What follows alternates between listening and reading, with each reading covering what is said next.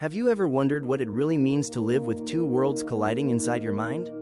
To stand in one place physically, but drift somewhere else entirely in your thoughts? Inside Jehovah's Witness culture, there are secret code words that describe this hidden struggle. Words that don't appear in any sermon, but carry the weight of countless silent battles. These words, PIMI, PIMD, POMO, and more, aren't just letters. They're snapshots of identity, belonging, and doubt. They reveal the stages people go through when belief, fear, and freedom intersect. As you watch this eye reflect both the kingdom hall and the open sky, I want you to think about your own life. Where are you trapped between what you show the world and what you truly feel inside? Because this isn't just their story, it's a mirror for all of us. And once you see the code, you can't unsee it. You know, one of the most interesting things I've learned on my journey through life is how people use hidden language to describe the way they really feel. Inside Jehovah's Witness culture, there's a code word that says a lot about the human struggle, PIMI. It means physically in, mentally in. At first glance, it sounds like loyalty, dedication, and faith. But when you look deeper, it's about identity, fear, and belonging. I remember meeting people who wore their devotion like a badge. They showed up at every meeting, knocked on doors every Saturday, and repeated the same phrases over and over. Yet when you looked in their eyes, you saw something else, an inner conflict. They weren't just following rules, they were trying to silence questions, doubts, and the natural pull of independence. Being physically in, mentally in, meant they had surrendered not just their time, but their ability to wonder, to explore, to grow. Here's the lesson I've carried from that. Anytime you feel like you're trapped in a system where you can't ask questions, you lose a piece of yourself. True growth comes from curiosity, not conformity. PIMI is a reminder that sometimes what looks like commitment on the outside is actually fear on the inside. And fear never builds a life worth living. So ask yourself, where in your life are you just going through the motions? Are you showing up because you believe, or because you're afraid of what happens if you stop? Real strength comes when you're honest with yourself. And when you step out of fear, you make room for freedom. There's another code word used among Jehovah's Witnesses that carries a heavy truth, PIMD, which means physically in, mentally out. Now this one is different. On the surface, you see someone who's still attending meetings, still walking the walk, still wearing the suit and carrying the Bible. But inside, their mind has already left. They've seen the cracks, they've asked the hard questions, and those answers just didn't add up anymore. I've known people who lived this way for years. Outwardly, they blended in, but inside, they felt like prisoners in their own skin. They kept up the appearance because of fear. Fear of losing family, fear of losing community, fear of being labeled an outsider. And that fear kept them trapped in a double life. The lesson here is powerful. There are moments in life when the cost of being true to yourself feels too high. But living a lie always costs more. PIMD is the quiet rebellion, the silent courage of someone who knows the truth but hasn't yet stepped into it. And that's a lesson for all of us. Ask yourself, where are you pretending just to keep the peace? Where are you hiding your real thoughts because you're afraid of the fallout? The longer you live that way, the heavier the burden becomes. True freedom isn't found in hiding, it's found in stepping forward, even when your voice shakes. Then there's POMO, physically out, mentally out. This is the code for someone who's walked away completely. They're no longer at the meetings, no longer following the routines, and their mind is finally free. To many, this is the stage that feels like true liberation. But it doesn't always start that way. I've met people who thought leaving would solve everything overnight. And yes, there's a powerful sense of relief in no longer pretending. But the truth is, freedom takes time to grow into. You see, when you've lived under strict rules for years, stepping outside can feel like stepping into the unknown. At first, it's overwhelming. So much choice, so much uncertainty. But slowly, you begin to discover who you really are when fear isn't steering the wheel. The life lesson here is that freedom isn't just about leaving something behind, it's about building something new. POMO teaches us that the absence of chains doesn't guarantee direction. You have to create your own path, decide what matters, and take ownership of your choices. So reflect for a moment. In your own life, where have you broken free but not yet built forward? Leaving is only the first step. Growth comes when you turn that space into something meaningful, something truly yours. That's where real freedom lives. Now there's one last code word, POMI, physically out, mentally in. This one carries a quiet sadness. It describes someone who's no longer attending meetings, no longer inside the walls of the kingdom hall, but their mind is still bound by the teachings. They've walked away in body, but not in spirit, and that grip can be just as strong as any chain. I've spoken with people who left years ago but still wake up with guilt, still second-guess every choice, still feel the shadow of judgment hanging over them. They're free in the world, but not free in their own mind. And here's the lesson. Sometimes the hardest prison to escape is the one you build inside yourself. POMI is a reminder that leaving isn't just a physical act, it's an emotional and mental journey. True growth means learning to untangle the beliefs that no longer serve you, replacing fear with understanding and guilt with grace. So ask yourself, where are you free on the outside but still trapped on the inside? Maybe it's not religion for you. It could be old regrets, toxic relationships, or voices from the past that still echo in your head. Freedom begins when you decide those voices don't define you anymore. Real strength is not just stepping out, it's stepping forward with a mind that finally belongs to you. There's another stage people talk about in these hidden codes, PIMQ, physically in, mentally questioning. This is where the spark begins. Someone is still inside, still attending, still repeating the words, but their mind has started to wander. They're beginning to ask questions, to notice the cracks, to wonder why certain things don't line up. I've seen this moment in people's eyes. It's both hopeful and terrifying. Hopeful, because questioning is the seed of growth. Terrifying, because in certain circles, even asking is seen as rebellion. That's what makes PIMQ such a fragile stage. You're still holding on to the old world, but you're reaching toward a new one. The lesson here is simple but powerful. Questioning is not weakness, it's courage. Every meaningful change in life begins with a question. Is this really true? Do I actually believe this? Is this the life I want to live? Those questions can shake the ground beneath your feet, but they also build the bridge to freedom. So reflect for yourself. Where in your life are you afraid to question? Maybe it's not religion. Maybe it's your career, your relationships, or the routines you've fallen into. The truth is, questions aren't dangerous, they're doorways.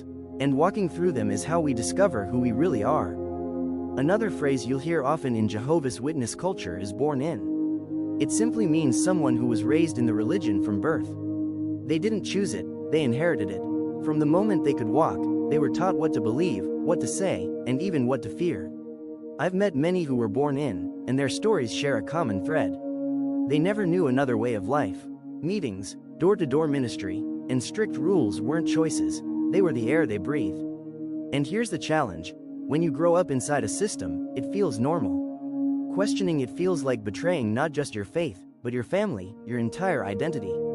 The lesson here is that being born into something doesn't mean it defines you forever. We don't choose the soil we're planted in, but we can choose how we grow. Some who were born in stay and find meaning there. Others discover the courage to step out and build a life of their own. So reflect on your own journey. What beliefs, habits, or patterns were you born into? Maybe it was religion, maybe it was family expectations, maybe it was an unspoken set of rules. The real question is, are they still serving you today? Growth begins when you realize you have the power to redefine the life you inherited. There's another phrase you'll hear whispered in the corners, PIMI. Now remember, PIMI means physically in, mentally in. But an PIMI? That's someone who's all in, 100%. They don't just follow the rules, they enforce them. They're the ones who raise their hand first at meetings, who keep tabs on others, who never let a doubt slip through. To them, the organization isn't just a part of life, it is life. I've seen this before, and it taught me something important. Sometimes people go all in, not just out of faith, but out of fear. The more they cling, the less they have to face their own questions. The PIMI becomes the example everyone is told to follow, yet inside, they may be fighting battles no one sees. The lesson here? Be careful when you put anyone, or any system, on a pedestal. Blind loyalty can look like strength, but true strength is found in honesty and humility. PIMIs remind us of what happens when devotion turns into identity, and identity turns into control. So think about it. Where in your life are you doubling down, not because it's right, but because you're afraid to let go? Real growth doesn't come from being all in, at any cost. It comes from being true, even when that truth is uncomfortable. Another term that floats around in Jehovah's Witness culture is Elderette. It's not official, but it's used to describe the wives of elders. These women don't hold a formal title, yet the influence they carry can be enormous. They're seen as examples, role models, sometimes even gatekeepers of what good looks like inside the congregation. I've met a few Elderettes in my time, and what stood out wasn't just their dedication, but the pressure they lived under. Every word, every outfit, every friendship was under the microscope. People expected perfection, as if their husband's role extended to their entire household. And that's the lesson. Sometimes the labels people place on us aren't chosen, but they shape us all the same. Being an Elderette shows how easy it is to get caught in someone else's shadow. Your worth gets tied to their title, their status, their reputation. But here's the truth. Real value doesn't come from borrowed authority. It comes from living authentically, from finding your own voice, your own strength. So take a moment to reflect. Are you living by your own choices, or are you carrying the weight of expectations that were never yours to begin with? True growth happens when you step out from under someone else's title and discover the power of your own. Another code word that carries deep weight in Jehovah's Witness culture is DF'd, short for disfellowshipped. This is what happens when someone is cast out of the congregation for breaking the rules or questioning too far. It's not just a word, it's a sentence. Family stops speaking to you. Friends vanish overnight. You're treated as though you don't exist. I've known people who were disfellowshipped, and the pain runs deeper than most can imagine. It's not just the loss of community, it's the loss of identity, the sudden silence where love used to be. And yet, I've also seen strength rise from that silence. Because when everything familiar is stripped away, you're left with one choice: to find yourself. The lesson here is powerful. Sometimes rejection is the doorway to freedom. Being DF'd may feel like the end, but it can also be the beginning of a new life built on honesty instead of fear. Painful as it is, it teaches us that belonging at any cost isn't real belonging at all. So think about your own journey. Have you ever been shut out, left behind, or cut off because you chose truth over comfort? It hurts, but it also proves this. If you can survive being cast out, you can survive anything. And in that survival, you'll discover a strength you never knew you had. Another word often heard among Jehovah's Witnesses is fade. It's not official, but it describes those who slowly drift away without making an announcement. They stop going to meetings little by little, stop knocking on doors, stop answering calls. It's a quiet exit, a way of leaving without being marked, without being publicly shamed like those who are disfellowshipped. I've spoken to people who chose this path, and it wasn't because they were weak, it was because they valued survival. A fade is often about protecting family ties, keeping peace, or avoiding the pain of being cut off. But it comes with its own weight, because living halfway out means you're never fully free, and yet never fully in. The lesson is clear. Sometimes people choose silence, not because they lack courage, but because silence is the only safe option. Fading teaches us that every journey to freedom looks different.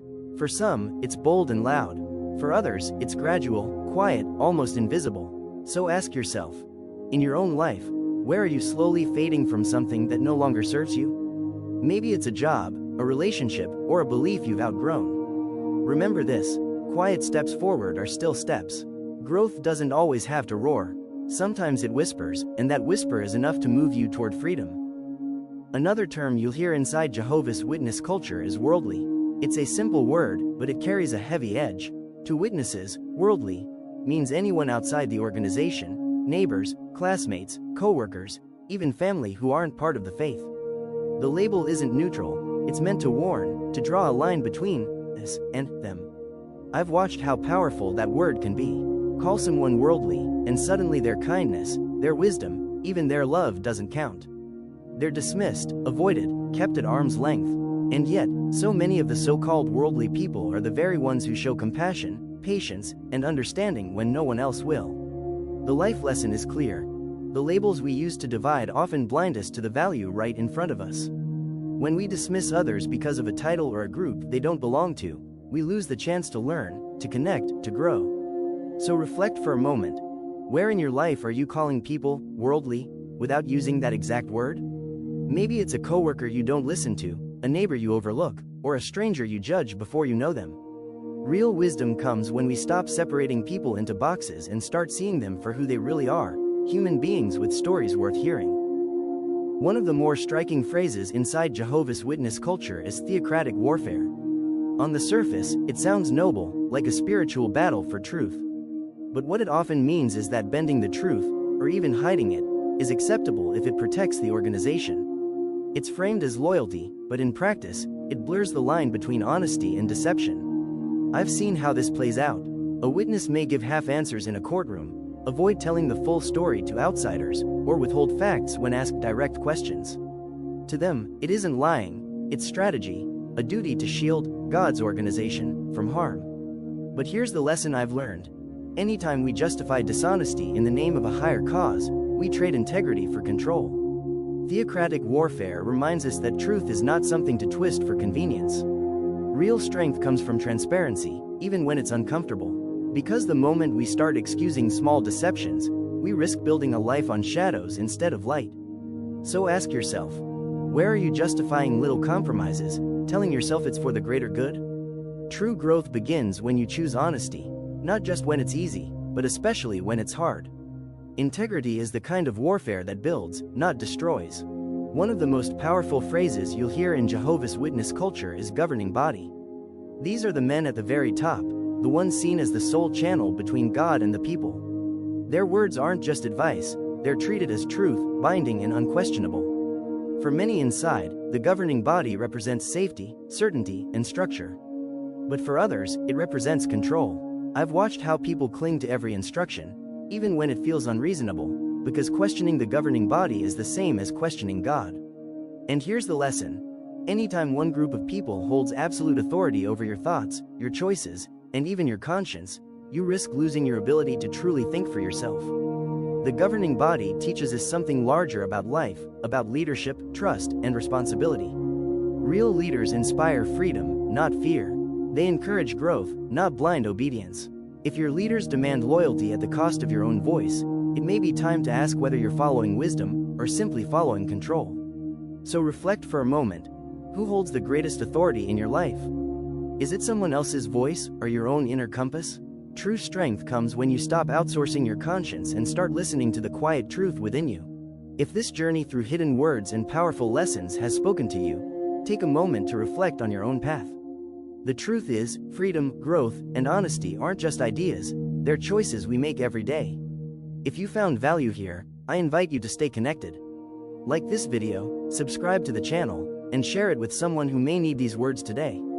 Your support helps keep these conversations alive and brings light to those still searching for their own strength. Remember, your voice matters, your story matters, and your growth is worth pursuing. Until next time, keep questioning, keep reflecting, and keep choosing truth.